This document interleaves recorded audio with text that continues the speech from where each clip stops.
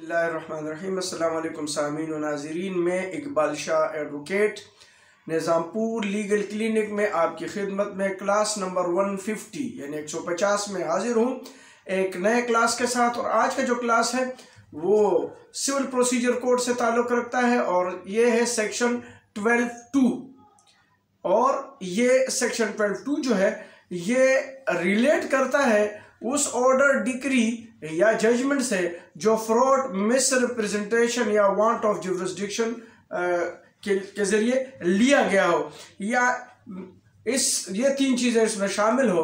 तो अगर फ्रॉड पे, मिस रिप्रेजेंटेशन पर या फिर वांट ऑफ जुरिस्डिक्शन पे कोई भी ऑर्डर, जजमेंट या डिग्री हासिल की गई हो तो वो 12(2) जो है उस पर एप्लीकेबल होगा।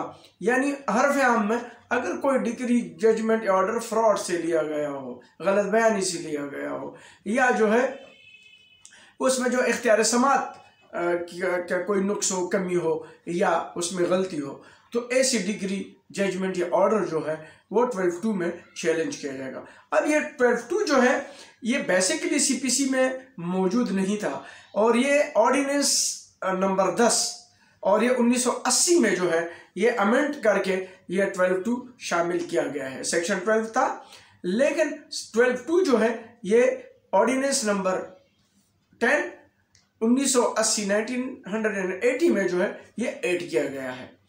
तो हम चलते हैं पहले सेक्शन 12(2) पढ़ते हैं कि वो कहता क्या है। सेक्शन 12(2) यानी सेक्शन सब सेक्शन 12(2) कहलाता है। Where a person challenges the validity of a judgment, decree or order on the plea of fraud, misrepresentation or want of jurisdiction, he shall seek his remedy by making an application to the court which passed the final judgment, decree or order and not by a separate suit।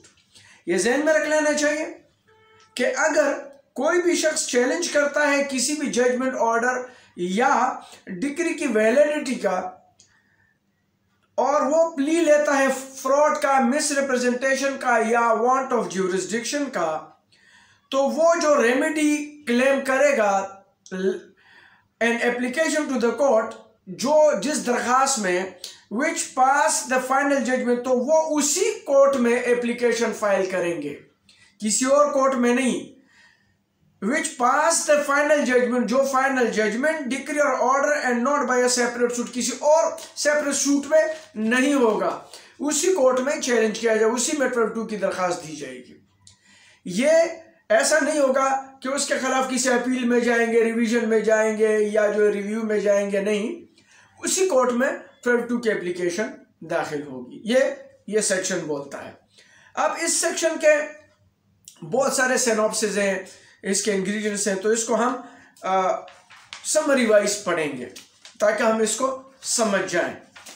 तो जो summary है, intention of the legislature, तो जो section 12(2) है CPC का, merely postulates an unspecified remedy where a degree suffered from want of jurisdiction or was tainted with fraud or had emerged upon misrepresentation, and the court thereof or therefore has all available option to fashion relief according to the requirement of a situation। और अब हम मजीद, there is no procedure provided to decide application under section 12(2) CPC. Court is not under obligation in every case to frame issue, record evidence of the parties and follow the procedure prescribed for decision in suit. Matter is left to the satisfaction of the court, which has to regulate its proceeding and keeping in view the nature of the allegation in the application. The court may in its discretion adopt any mode for its disposal. Concealment of facts before judicial forum would amount to fraud and misrepresentation। ये उसी चीज को जो section में कहता है उसको summary wise उस ज्यादा और एलेबोरेट किया गया।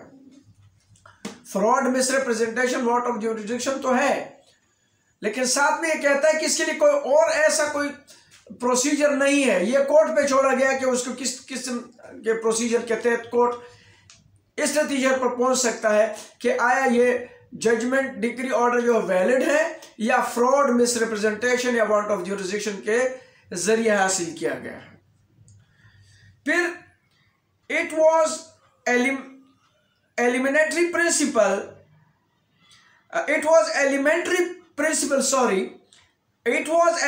principle of law that if a particular thing was required to be done in a particular manner, it must be done in that manner, otherwise it should not be done at all। ये administration of justice का एक saying है और ये कहता है कि अगर एक चीज को मुहैया किया गया है कि वो इसी तरीके से की जाए या इसी तरीके से सरअंजाम दी जाए और वो उस तरीके से ना किया जाए तो वो ये समझा जाएगा कि वो हुआ ही नहीं है। तो मतलब ये है कि अगर डिक्री जजमेंट ऑर्डर के लिए फ्रॉड का ना होना ज़रूरी है, मिसरिप्रेजेंटेशन का ना होना ज़रूरी है, इसी तरह ज्यूरिसडिक्शन का होना ज़रूरी है, और ज्यूरिसडिक्शन नहीं है, फ्रॉड पे मुश्तमिल है, मिसरिप्रेजेंटेशन पे मुश्तमिल है, तो इसका मतलब यह है कि यह डिग्री फ्रॉड पे ली गई है। और इसके लिए आप जो केस लॉ है 2013 का CLC पेज 1561 और PLD 2013 सुप्रीम कोर्ट पेज 364 भी पढ़ सकते हैं। तो आगे चलते हैं और इसमें जो एक्सेप्शन है वो है section 12(2) of the code is not applicable to orders which are temporary, interlocutory or interim in nature, nor is revision competent in such cases। इसके लिए आप देखेंगे PLD 1989 Karachi page 444। Provision of section 12(2) would not be attracted on discovery of fresh evidence and thereto after a long litigation। 2001 MLD page 366।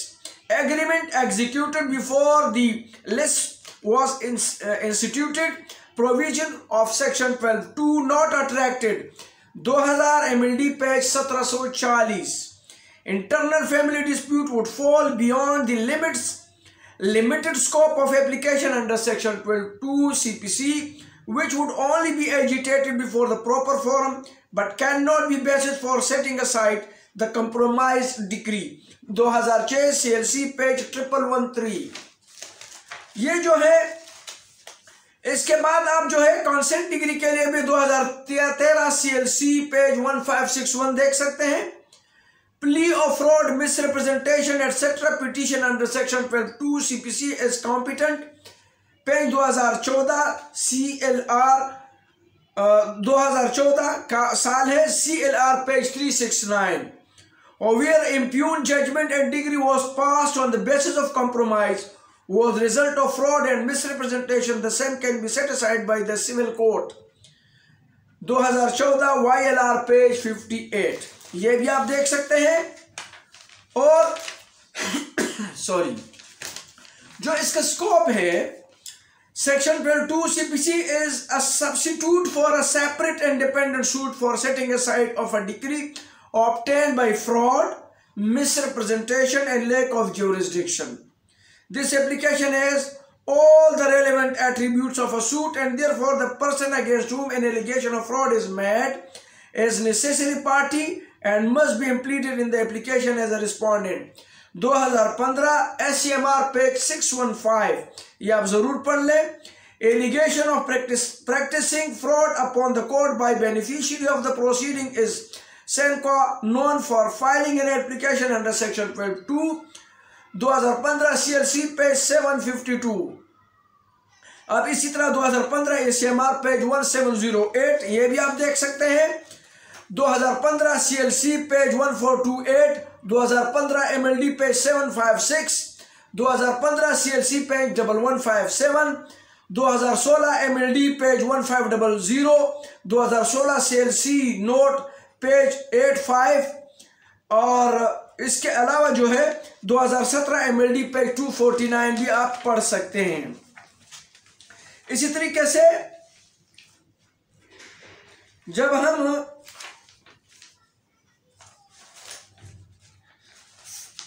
तो आते हैं इसके बाद हम फ्रॉड की तरफ। जो इसका फॉर्म है एप्लीकेशन, जो मैंने बोल दिया कि इसका फॉर्म कौन सा, जिस तरह बताया गया कि उसी कोर्ट में होगा जो पास करता है, तो इसके लिए भी जो है कुछ अथॉरिटीज है वो भी पढ़े। और मैं application under section 2 can be filed in the court which has pass the final decree 2000 CLC page 439, PLD 1995 supreme court page 564। इसी तरीके से ये इसके बहुत सारे with the distinction that matter should have been heard and finally decided after notice to the party। इसके लिए जो है ये आप जरूर पढ़ें। और इसके अलावा जब हम आते हैं फिर सबसे पहले हमने कहा कि फ्रॉड के जरिए अगर आते तो फ्रॉड है क्या, वो कैसे डिफाइन किया गया है। तो ये है the word fraud means criminal deception, the use of the false representation to gain an unjust advantage. When a person deceives another with the motive of become illegal gain or advantage for himself, or with the purpose of putting the person so deceived or cheated in wrongful loss and disadvantage, he is said to have committed fraud. Fraud means and includes any of the following acts committed by party to contract or with his connivance or by his agent or to induce him to enter into contract। और इसके ingredients बनते हैं, number 1 the suggestion as a fact of that which not true by one who does not believe it to be true. Number 2 the active concealment of a fact by one having knowledge or belief of the fact. Number 3 a promise made without any intention of performing it. Or number 4 any other act filled to deceive. Number 5 any such act or omission as the law specifically declared to be fraud। 2008 CLC page 75 ये fraud को अच्छे तरीके से define करता है। इसी तरीके से fraud means and includes inter alia the suggestion as to fact of that which is not true by one who does not believe it to be true, and the active concealment of fact by one having knowledge or belief of the act। 2004 MLD 501 और 1992 SCMR page 2184। यह भी आप fraud के हवाले से ये आप पढ़ सकते हैं। और फ्रॉड को जो है ये भी ध्यान में रख लेना कि कॉन्ट्रैक्ट एक्ट के सेक्शन 17 जो है वो उसमें भी डिफाइन किया है फ्रॉड को। Fraud is defined in section 17 of the contract act as the suggestion as fact of that which is not true by one who does not believe it to be true, the active concealment of fact by one having knowledge or belief of the fact, a promise made without any intention of performing it, any other and fitted to deceive, and any such act or commission as the law specifically declares to be fraudulent. It is observed by the Supreme Court in Abdul Wahid's case PLD 1967। यह इब्तिदाई law है, इस पे supreme court page 153, ये आप जरूर पढ़ लें। और 2011 SCMR पेज 986 और इसी तरीके से 1993 SCMR पेज 618 और SCMR 1994 पेज 782 और 1993 SCMR पेज 710 और 2009 CLC पेज 308 और 2008 SCMR 236। ये आप जरूर जो है इस पे पढ़ सकते हैं फ्रॉड के हवाले से। और जो मिसरिप्रेजेंटेशन है वो अंडर सेक्शन 18 में कॉन्ट्रैक्ट एक्ट में जो है वो डिफाइन किया गया है। और वो इस तरह है, so far as it be relevant here would mean and include the positive assertion in a manner not warranted by the information of the person making it of that which is not true though he believes it to be true, or any breach of duty which without an intention to deceive, gain an advantage to the person committed, or any claiming। अब इसके लिए आप 1994 MLD page 1441 और 1989 CLC 2117 ये आप जरूर पढ़ सकते हैं। और साथ साथ 1989 CLC पेज 2117 और 1982 CLC पेज 625 ये आप जरूर पढ़ें। और साथ साथ 2000 CLC 1119 ये आप जरूर पढ़ें मिसरिप्रेजेंटेशन के लिए भी। और जिस लफ्ज इस पे बार बार आ रहा है कंसीलमेंट ऑफ मटेरियल फैक्ट्स, अब ये क्या है? तो इसके लिए आप पढ़ सकते हैं concealment of fact before judicial form amounts to fraud and misrepresentation. अगर ऐसी चीजें तो यह मिस रिप्रेजेंटेशन और फ्रॉड को तक क्या हद को पहुंचता है। और इसके लिए पीएलडी है 2010 कराची पेज 400 आप देख सकते हैं। इसी तरह 2008 सीएलसी पेज 75 और 2006 सीएलसी पेज 833 ये आप कंसीलमेंट ऑफ मटेरियल फैक्ट्स पे भी देख सकते हैं, पढ़ सकते हैं। इसी तरीके से अगर मिस रिप्रेजेंटेशन जो मैंने बताया कि इसके लिए जो डिफाइन किया गया था सेक्शन 18 में, इसके लिए 2009 एमएलडी पेज 750 भी देख सकते हैं। और साथ साथ जो है दोनों को फ्रॉड और मिस रिप्रेजेंटेशन के बिटवीन जो वो है डिफरेंट बिटवीन टर्म, दोनों में जो डिफरेंशिएट किया गया है वो 2009 सीएलसी पेज 299 इसमें भी आप देख सकते हैं कि इसमें दोनों में फर्क क्या है। और इसी के लिए 2003 पेशावर पेज 213 ये भी पढ़ सकते हैं पीएलजे का। और 2006 सीएलसी पेज 1018 ये फ्रॉड मिस रिप्रेजेंटेशन और दोनों में फर्क क्या है, ये दोनों में इसके लिए आप देख सकते हैं। इसी तरीके से अगर हम इसको थोड़ा सा मैं आपके लिए एक्सप्लेन करूं कि fraud and misrepresentation, difference between the term fraud and misrepresentation is one of intent, both terms are more or less synonymous है। ये जो है 2009 CLC 2099। Distinction between fraud and misrepresentation is one of the knowledge and intention, whereas fraud proceeds on the basis of a fact or assertion or omission to assert such fact with knowledge as to its falsity in the context of misrepresentation। ये जो है 2006 CLC page 1018 और पीएलजे 2013 Peshawar page 231 में भी आप देख सकते हैं और पढ़ सकते हैं। इसी तरीके से जब हम मजीद इसको पढ़ते हैं दोनों को, तो जो प्रोविजन ऑफ सेक्शन 12(2) का है वो कैसे कौन सी जगह पे नॉट एप्लीकेबल है, ये तो हमने एप्लीकेशन की बात की। अब provision of section 12(2) not applicable, recourse can not be taken under this subsection the following cases. कहां पे नहीं होगा? In order to invoke the provision of section 12(2) of the code, the allegation of fraud etc. must pertain to the proceeding of the suit. Provision of section 12(2) would not be applicable in the cases of exchanging of land after passing decree 1987 CLC page 150। और number 2 है averments in application not showing particulars of fraud or misrepresentation 1989 ALD page 449। और कहाँ applicable नहीं है? Where application for setting aside ex parte decree is dismissed under order 9 rule 13 of the code, recourse cannot be taken under section 12(2) of the code with similar prayer claiming that decree was fraudulently obtained 1987 ACMR page 1440। इसी तरह degree of court whether contacts or ex parte could not be reopened on ground that same was obtained by setting up a false claim or by leading perjured evidence। ये जो है 1988 CLC page 242 और 1986 CLC page 747। इसी तरह number 5 है judgment obtain on the basis of forged document 1988 ACMR page 1380। appearance of counsel without wakalatnama NLR 1989 page UC page 36। और number 7 है tenant after enjoying benefit of compromise challenge same when he was at the verge of vacation 1989 ACMR page 237। और इसी तरीके से application under section 12(2) of the code made with a view to further delay execution 1989 MLD page 433।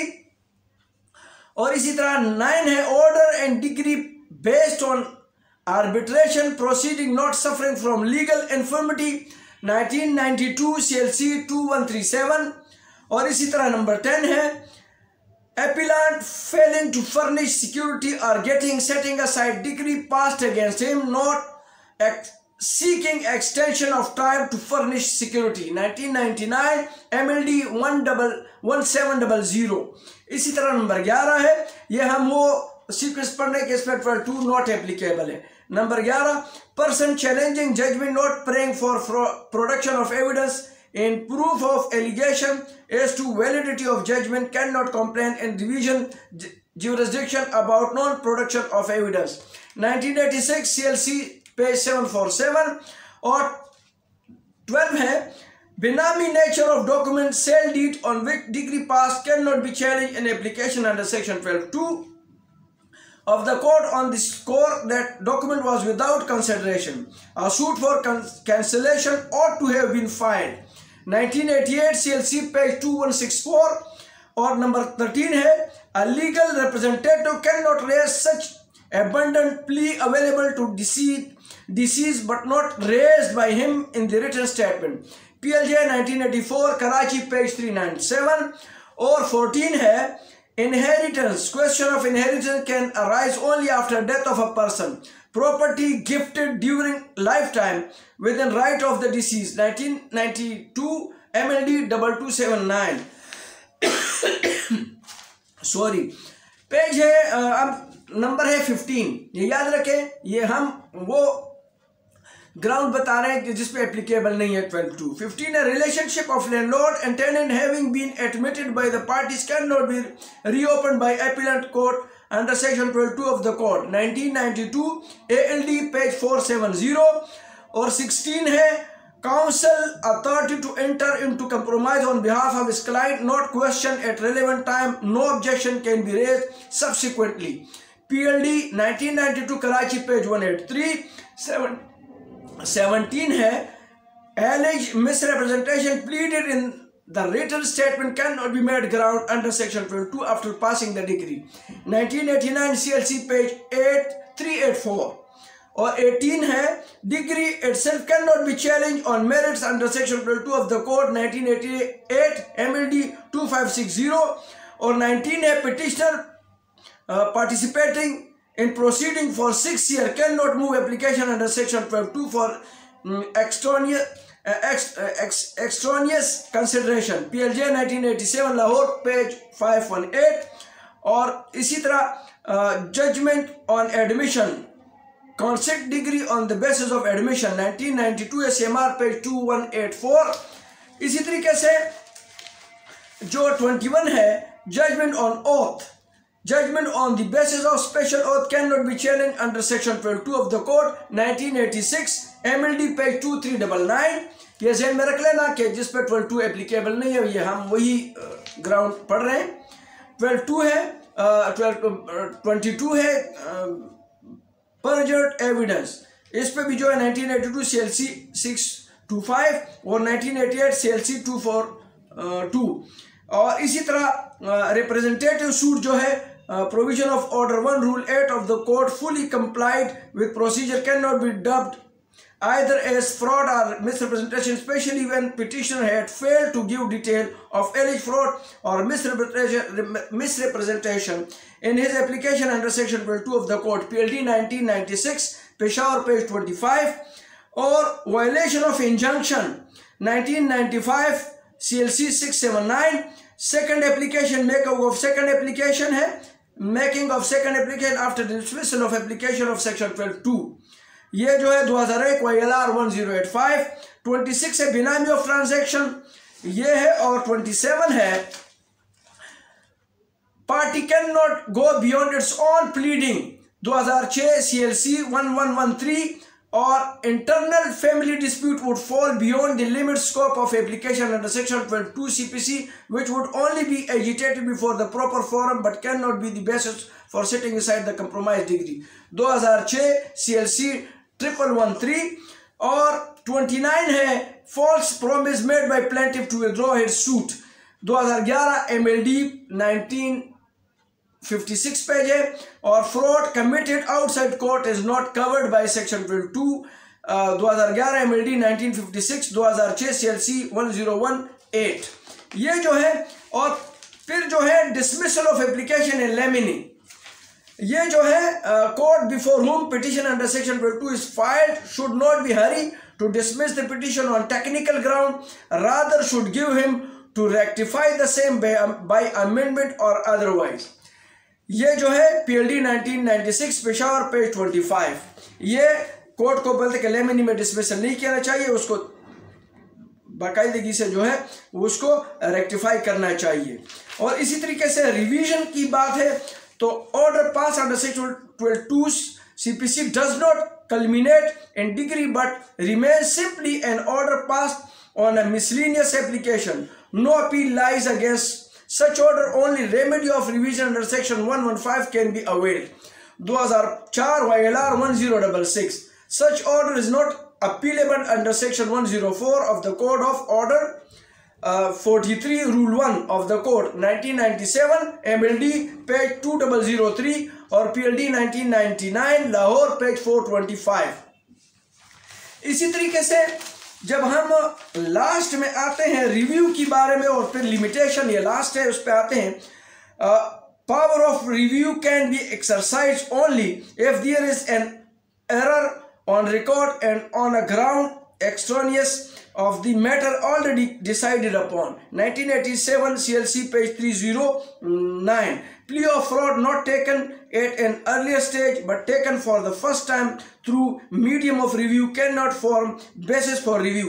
1989 CLC page 937। Limitation of such an application is 20 days under Article 162 Limitation Act 1908। 1999 CLC page 445। और last में जो है वो limitation है time prescribed for filing application under section 12(2) is 3 years। अब ये अगर कोई ऑर्डर, कोई डिग्री, कोई जजमेंट पास हुआ है तो आपको पास लिमिटेशन कितने साल बाद जो है आप, या लिमिटेशन कितने सालों तक आप ये एप्लीकेशन फाइल कर सकते हैं, तो इसकी लिमिटेशन जो है वो 3 years है। Time prescribed for filing application under section 12(2) CPC is 3 years from date of decree when the right to apply accrues. 2015 YLR page 1051 CLC 2015 page 307 from the date of knowledge of the order under attack. 2013 YLR page 933। 2007 CLC page 1507। 2005 YLR 3030 और SCMR 1992 page 917 और 1990 SCMR 1377। ये जो है ये 12(2) का आज जो है हमने स्कोप, नेचर और summary, object, limitation, review, revision और इसके अलावा के जितने सिनॉप्सिस थे उस पर भी हमने सैर हासिल गुफ्तगू की। उम्मीद है कि मेरा ये लेक्चर जो है वो आपको बोर नहीं करेगा, इसको आप गौर से पढ़ लीजिएगा। अगर आपको जब इसकी ज़रूरत पड़ेगी 12(2) की, ये एक आम सा एप्लीकेशन बन गया है, लेकिन ये जितना आम है उसी तरीके से उतना ही ख़ास है। ये इसको तो ना बिल्कुल जो है एक आसान प्रैक्टिस समझा जाए 12(2) का, और नहीं ये बहुत मुश्किल प्रैक्टिस है, लेकिन इसको समझना चाहिए। जो मैंने लेक्चर में बताया अब उसको मैं रिपीट तो नहीं कर सकता, इसमें मैंने पूरी डिटेल बता दी कि 12(2) किस तरीके से एप्लीकेबल होगा, कौन से कोर्ट में होगा, लिमिटेशन तमाम डिटेल बता दिए। उम्मीद है कि आप मेरे इस लेक्चर से मुस्तफीद होंगे। आज के लिए इतना ही, इजाज़त चाहता हूँ। अल्लाह हाफ़िज़।